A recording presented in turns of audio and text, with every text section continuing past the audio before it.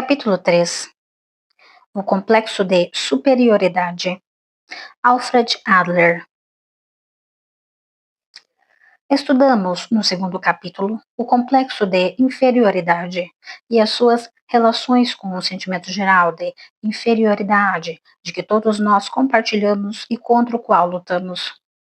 Nessa altura, temos de nos voltar para a questão inversa, o complexo de superioridade.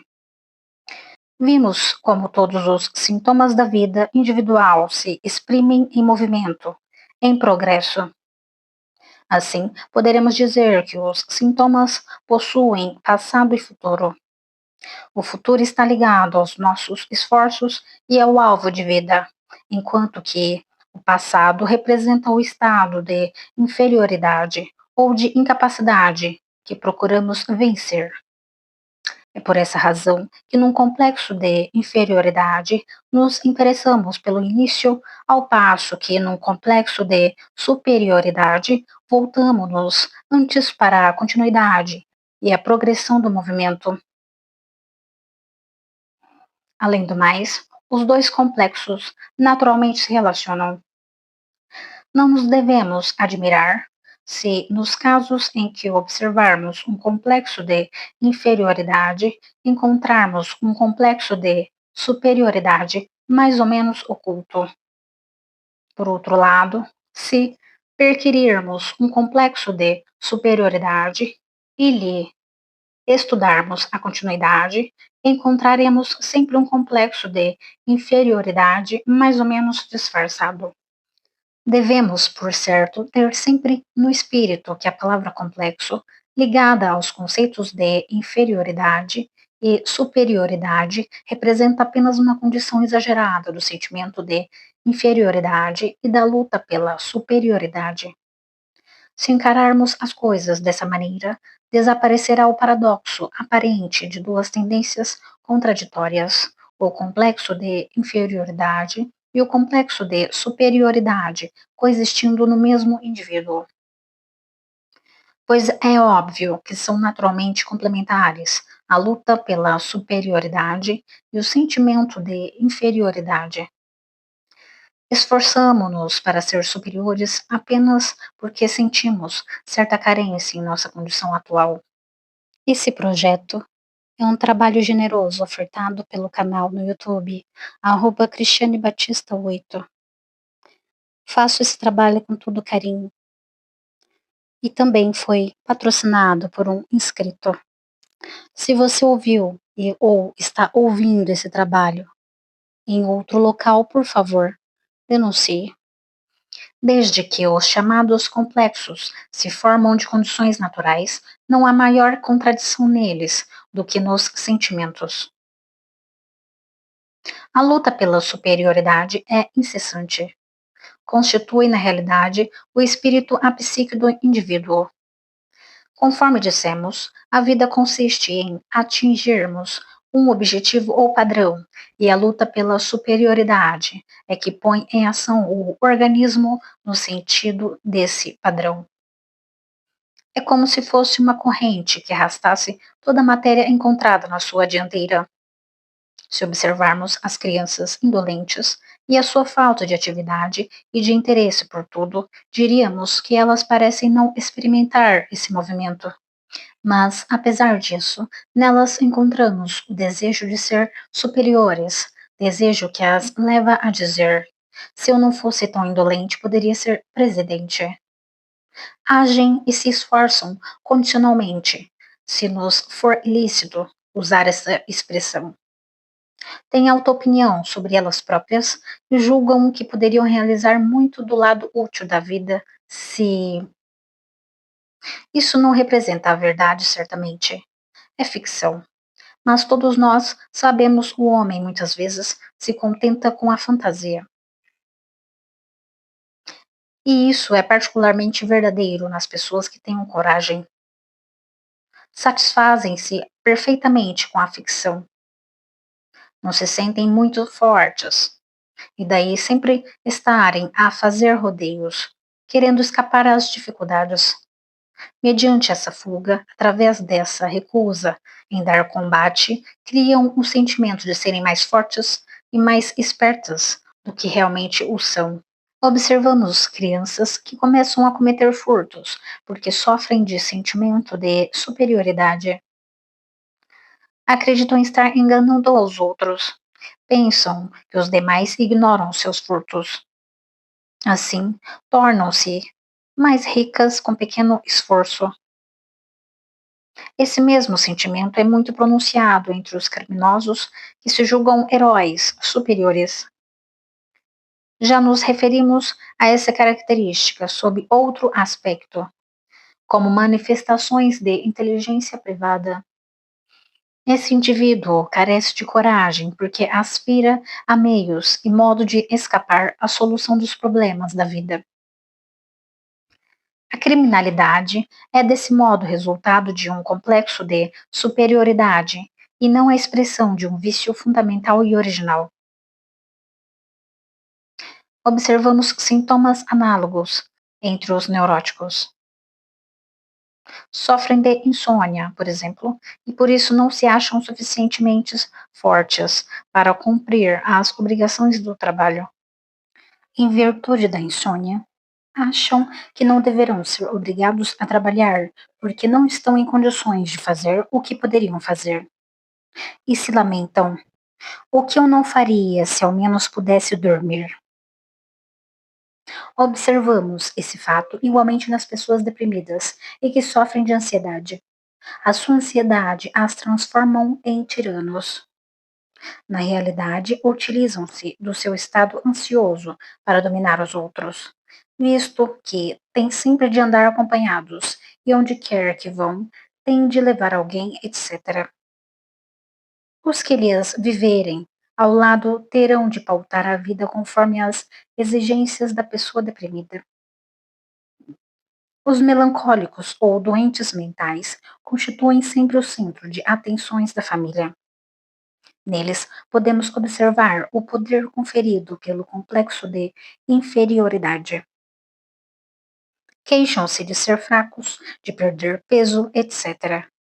Mas, apesar de tudo, são os mais fortes de todos. Esse fato não deveria surpreender-nos, pois em nossa civilização a fraqueza pode tornar-se força e poder. De fato, se indagarmos qual seja a pessoa mais forte da nossa cultura, a resposta lógica será o bebê. Ele domina e não pode ser dominado. Estudemos a relação existente entre um complexo de superioridade e o de inferioridade. Tomemos, por exemplo, de superioridade. Seja impertinente, arrogante e briguenta. Veremos que estará sempre querendo parecer maior do que realmente é.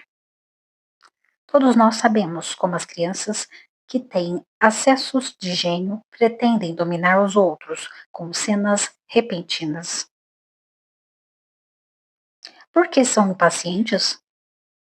É que não têm a certeza de ser bastante fortes para atingir os seus objetivos. Sentem-se inferiores. Veremos sempre um complexo de inferioridade nas crianças briguentas e agressivas, acompanhado do desejo de triunfar sobre ele. As coisas se passam como se elas procurassem erguer-se na ponta dos pés a fim de parecer maiores e obter com esse processo simples o sucesso, a dignidade e a superioridade. Encontramos certos métodos de tratamento para essas crianças. Agem elas desse modo porque não veem coerência na vida, não veem a ordem natural das coisas. Não devemos censurá-las porque não querem vê-la, pois se a colocarmos diante do problema, insistirão que não se julgam inferiores, mas sim superiores. Devemos, por conseguinte, explicar-lhes amistosamente o nosso ponto de vista e levá-las gradativamente a compreendê-lo. Se uma pessoa gostar de aparentar o que não é, trata-se de indivíduo que se julga inferior porque não se considera bastante forte para competir com os demais do lado útil da vida. É por esse motivo que se deixa ficar do lado inútil. Não vive em harmonia com a sociedade. Não está socialmente ajustada e não sabe como resolver os problemas sociais da vida. Assim, vemo-la sempre durante a infância, a lutar contra os pais e professores. Em tais casos, a situação deve ser compreendida e tornada compreensível para a criança. Vemos a mesma combinação de inferioridade e superioridade nas neuroses. O neurótico exprime-se frequentemente sobre o seu complexo de superioridade, mas não vê o próprio complexo de inferioridade. Um caso de neurose coacta será muito esclarecedor a esse respeito. Trata-se de uma menina vivendo muito ligada à irmã mais velha, que era muito prendada e estimada. Esse fato é significativo, desde logo, porque se uma pessoa no seio da família for mais importante do que as demais, estas sofrerão com o fato. Isso sempre acontece. Seja o favorecido o pai, a mãe ou qualquer dos filhos. Cria-se uma situação assaz difícil para os outros membros da família e, por vezes, eles sentem que não podem suportá-la. Observamos nesses outros membros da família a existência de um complexo de inferioridade e a luta por um objetivo de superioridade. Uma vez que estejam interessados não só em si mesmos, como também em outrem, resolverão satisfatoriamente os problemas da vida. Mas, se o seu complexo de inferioridade for muito acentuado, viverão como se estivessem em país inimigo, sempre a procurar satisfação dos seus próprios interesses e não as dos outros, e desse modo estarão privados da conveniente dose de senso comum. Veem as questões sociais da vida com um sentimento incapaz de levá-los à sua solução. E assim procurando a libertação, voltando-se para o lado inútil da vida. Sabemos que isso verdadeiramente não significa libertação, da aparência de libertação, que não leva à solução dos problemas, mas faz tais pessoas viverem como que à custa alheia. Assemelham-se a mendigos mantidos por outrem e sentem-se bem, neuroticamente explorando a própria fraqueza. Parece tratar-se de uma característica da natureza humana o fato dos indivíduos, crianças ou adultos, desde que fracos, cessarem de viver socialmente interessados e de lutar pela superioridade. Querem resolver os problemas da vida de maneira a obter superioridade pessoal, sem qualquer mistura de interesse social. Desde que uma pessoa lute pela superioridade, temperando-a com o interesse social, está vivendo do lado útil da vida e pode realizar algo com acerto. Mas, se carecer de interesse social, não estará realmente preparada para a solução dos problemas da vida. Nessa categoria, devemos colocar, conforme dissemos, as crianças problema, os doentes mentais, os criminosos, os suicidas, etc. A menina de quem começamos a falar cresceu fora de um círculo favorável e sentiu-se limitada. Se estivesse socialmente interessada, teria compreendido o que nós compreendemos e se desenvolvido, seguindo outra direção. Começou a estudar para dedicar-se à música, mas vivia sempre sob tal tensão devido ao complexo de inferioridade produzido por estar constantemente pensando na irmã preferida, que ainda nesses estudos não conseguiu progredir. Quando chegou aos 20 anos, a irmã casou-se e ela tratou então de procurar casamento para poder competir com ela. Começou desse modo a piorar cada vez mais e a afastar-se progressivamente do lado sadio e útil da vida. Convenceu-se de que era muito moça e má, possuía o poder mágico de mandar qualquer pessoa para o inferno. Vemos nesse poder mágico um complexo de superioridade, mas a moça dele se queixava. Por outro lado, tal qual ouvimos certos ricos, por vezes lamentaram-se do seu mau fado de serem ricos. Não só ela sentia possuir o poder divino de mandar as pessoas para o inferno, como também tinha a impressão de que podia e devia salvar essas pessoas. Ambas essas pretensões eram certamente ridículas, mas, através desse sistema de ficção, ela tinha a certeza de possuir um poder mais alto do que a da irmã preferida. Graças a este jogo, somente conseguia vencer a irmã, e desse modo lamentava-se de possuir tal poder, pois quanto mais se queixava, tanto mais plausível seria o fato de realmente possuí-lo. Se dele se risse, a pretensão da existência do poder seria discutível. Através das lamentações, somente poderia sentir-se feliz com a própria sorte. Vemos, nesse caso, como um complexo da superioridade pode ocultar-se às vezes e não ser reconhecido presente, embora de fato exista com a compensação de um complexo de inferioridade. A irmã mais velha, de quem agora falaremos, foi muito favorecida, porque filha única durante algum tempo. Muito mimada, tornou-se o centro da atenção da família. 3 anos mais tarde, nasceu-lhe a irmã mais moça, fato que alterou toda a situação da primeira. Antes, ela fora a única, o centro de todas as atenções. Depois, foi bruscamente destronada da sua posição. Tornou-se, em consequência, uma criança briguenta. Mas só pode haver brigas quando existam companheiros mais débeis. Uma criança briguenta não é realmente corajosa. Briga apenas com as mais fracas. Se viver em ambiente forte, em vez de ser agressiva, ficará então mal-humorada ou deprimida e será provavelmente menos apreciado no lar por essa razão. Em tais casos, o filho mais velho sente que não é tão extremosamente amado como antes, pois observa as manifestações dessa mudança da atitude que lhes confirmam um sentimento.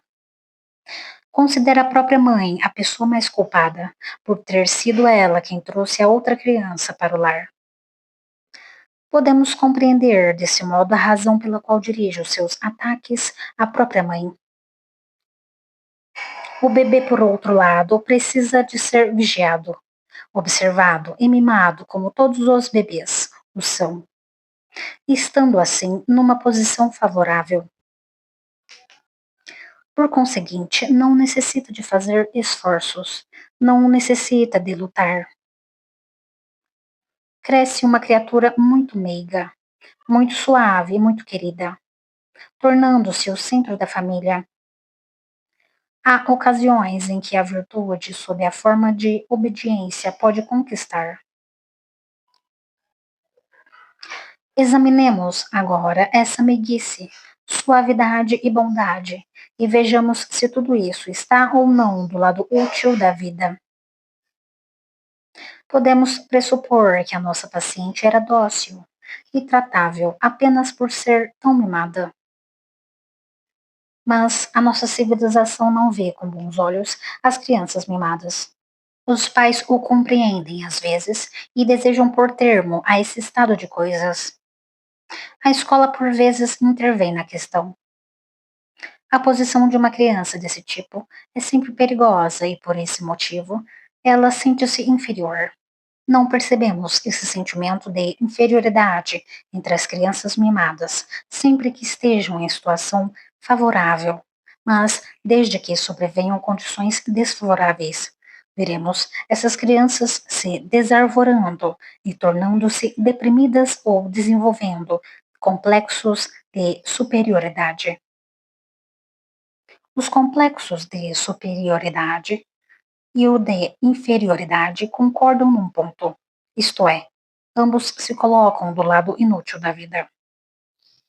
Jamais encontramos criança arrogante e impertinente e que tenha complexo de superioridade, voltada para o lado útil da vida. Quando essas crianças mimadas vão para a escola, não se encontram mais em situações favoráveis. Desde então, vemos-las adotarem atitudes hesitantes na vida, jamais terminando coisa alguma. Assim aconteceu à tal irmã mais moça de quem primeiro falamos. Começou a aprender costura, a tocar piano, etc. Mas, ao cabo de pouco tempo, parava os estudos. Perdeu igualmente o interesse pela vida social.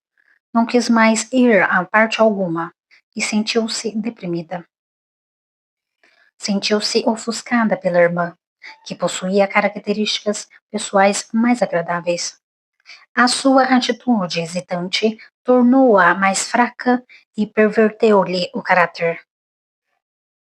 Mais tarde, hesitou quanto à questão do trabalho e jamais chegou ao fim de qualquer um.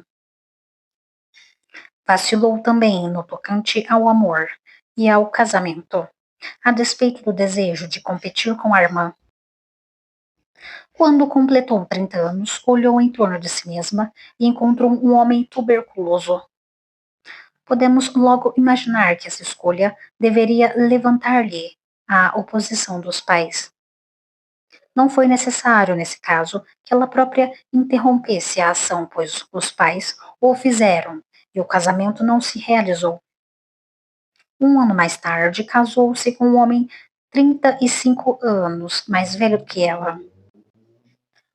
Como tal homem não fosse mais considerado um homem, esse casamento, que não era um casamento, pareceu-lhe inútil. Encontramos frequentemente complexos de inferioridade expressos na escolha de maridos muito mais velhos ou de pessoas que não possam casar-se, homens ou mulheres casados.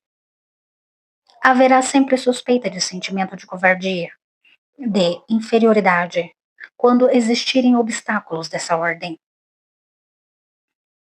Uma vez que essa moça não justificou no casamento o sentimento de superioridade, encontrou outro meio de adquirir um complexo de superioridade. Insistia no fato de que o dever era a coisa mais importante na face da terra. Lavava-se a todo um instante. Se alguma coisa ou alguém a tocasse, tinha de lavar-se de novo. Tornou-se, desse modo, totalmente isolada do mundo. Na realidade, as suas mãos estavam sempre tão sujas quanto possível. A razão é simples. Em virtude das continuadas abluções, ficou com a pele muito áspera, que reunia sujidades em grande escala. Tudo isso se assemelha a um complexo de inferioridade. Ela, porém, se considerava a única pessoa pura do mundo e estava sempre a criticar e a acusar os outros, porque ninguém tinha a sua mania de lavar-se. Assim, representava o seu papel como numa pantomima. Sempre quisera ser superior e agora o era de maneira fictícia. Era a pessoa mais pura do mundo. Vemos daí que o seu complexo de inferioridade se tornou um complexo de superioridade, nitidamente expresso. Observamos o mesmo fenômeno nos megalômanos, que se consideram Jesus Cristo ou imperadores.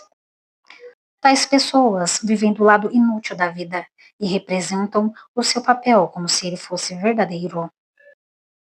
Estão sempre isoladas e nós descobriremos, se lhes indagarmos do passado, que elas sentiram-se inferiores e, numa direção desprovida de qualquer valor, desenvolveram o próprio complexo de superioridade. Conheço o caso de um menino de 15 anos que foi internado como louco por causa das suas alucinações. Nessa ocasião, foi antes da guerra. Imaginava que o imperador da Áustria morrera. Isso não era verdade, mas ele afirmava que o imperador lhe aparecera em sonhos, pedindo-lhe que conduzisse os exércitos austríacos contra o inimigo. Ele, que era um meninozinho de estatura abaixo do normal, não se deu por vencido quando lhes mostraram jornais que noticiavam estar o imperador no seu castelo ou que tinha saído a guiar o seu carro. Insistia que o imperador estava morto e lhe aparecera em sonhos. Nessa ocasião, a psicologia individual estava procurando descobrir a importância da posição durante o sono como indicativa do sentimento de superioridade ou inferioridade das pessoas. Pode-se bem perceber como foi útil essa informação. Certas pessoas se deitam na cama formando uma linha curva, à semelhança de um ouriço caixeiro, cobrindo a cabeça. Isso significa sentimento de inferioridade. Podemos acreditar que uma pessoa assim seja corajosa? Ou virmos outra bem esticada, podemos julgá-la fraca ou curvada diante da vida? Quer no sentido literal, quer no metafórico, essa pessoa será grande, tal qual parece ao dormir. Foi observado que as pessoas que dormem de bruços são teimosas e briguentas. Esse menino foi examinado como tentativa para ser encontrada a correlação entre o seu comportamento quando acordado e as suas posições durante o sono. Verificou-se que dormia com as mãos cruzadas sobre o peito, à maneira de Napoleão. Como todos nós sabemos, os quadros nos mostram Napoleão com os braços nessa posição. No dia seguinte, perguntou-se ao menino: Você conhece alguém que lhe recorde essa posição? Ele respondeu: Sim, o meu professor. A descoberta foi um tanto perturbadora, até que foi sugerido que o professor poderia assemelhar-se a Napoleão. Verificou-se que esse era o caso. Além disso, o menino gostava desse professor e queria ser professor como ele. Mas, por falta de recursos que lhe assegurassem a educação, a família o colocou num restaurante onde toda a clientela o ridicularizava pela sua pequena estatura. Ele não podia tolerar essa situação e desejava fugir de tal sentimento de humilhação, mas fugir orientando-se para o lado inútil da vida. Podemos compreender o que aconteceu no caso desse menino. A princípio, tinha um complexo de inferioridade, porque era de estatura abaixo do normal, sendo ridicularizado pelos frequentadores do restaurante. Sempre lutou, entretanto, pela superioridade. Queria ser professor. Impedido de aprender essa profissão, encontrou um novo objetivo bem melhor, afastando-se para o lado inútil da vida. Tornou-se superior no sono e em sonhos. Vemos, pois, que o alvo de superioridade pode se achar do lado útil ou do lado inútil da vida. O fato de uma pessoa ser benevolente, por exemplo, pode significar duas coisas: que ela esteja socialmente ajustada e deseje auxiliar a outrem, ou simplesmente que deseja ostentar-se. O psicólogo encontra muitas pessoas cujo principal objetivo consiste em vangloriar-se. Ocorre-nos o caso de um menino que não obtinha boas notas na escola. Era, na realidade, tão mau aluno que se tornou gazeteiro e começou a cometer furtos, estando, porém, sempre a contar prosa. Procedia desse modo em virtude de seu complexo de inferioridade. Desejava brilhar em algum terreno, embora fosse apenas no campo da vaidade barata. Assim, furtou dinheiro e presenteou a prostituta com flores e outras coisas. Um belo dia, Tomou um carro e dirigiu-se a uma pequena cidade distante de onde obteve uma carruagem tirada por 6 cavalos. Andou por toda a cidade, pomposamente, até ser preso. No seu comportamento, todos os esforços tendiam a fazê-lo parecer maior do que os outros, maior do que ele realmente era. Tendência análoga poderá ser observada no comportamento dos criminosos. Tendência para pretender sucesso fácil, assunto que já discutimos anteriormente.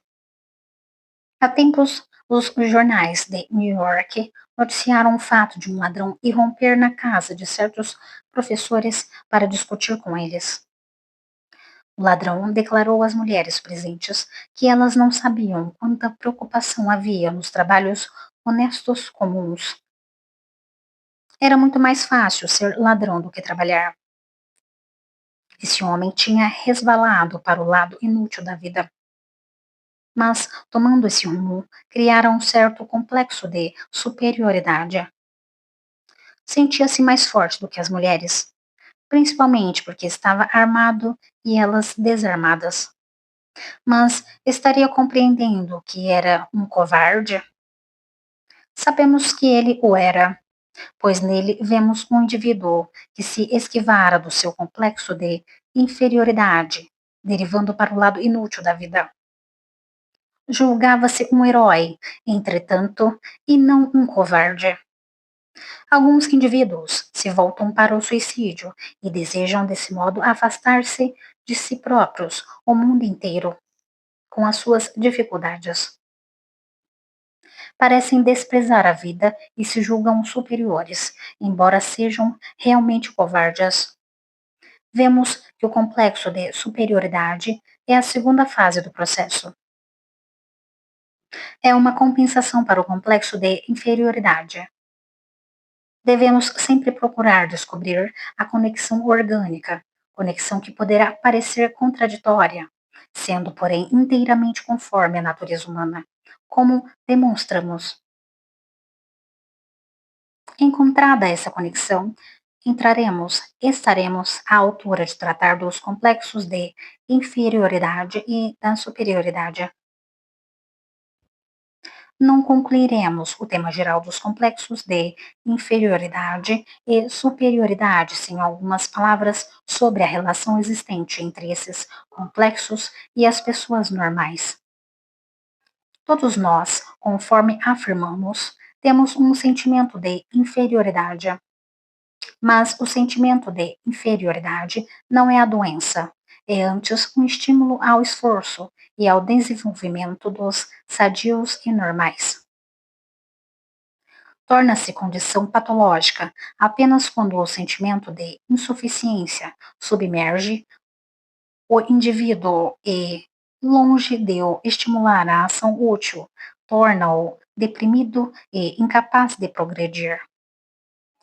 O complexo de superioridade é um dos processos de que se poderá utilizar uma pessoa que tenha sentimento de inferioridade, a fim de fugir às dificuldades.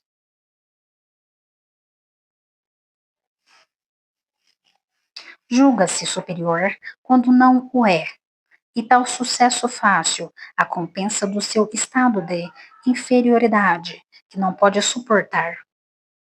O indivíduo normal não tem complexo de superioridade, não possui mesmo o sentimento de superioridade. Tem em si o desejo de ser superior, no sentido em que todos nós ambicionamos triunfar, mas desde que os seus esforços se traduzam em trabalho, não levam às falsas avaliações que constituem o cerne das doenças mentais.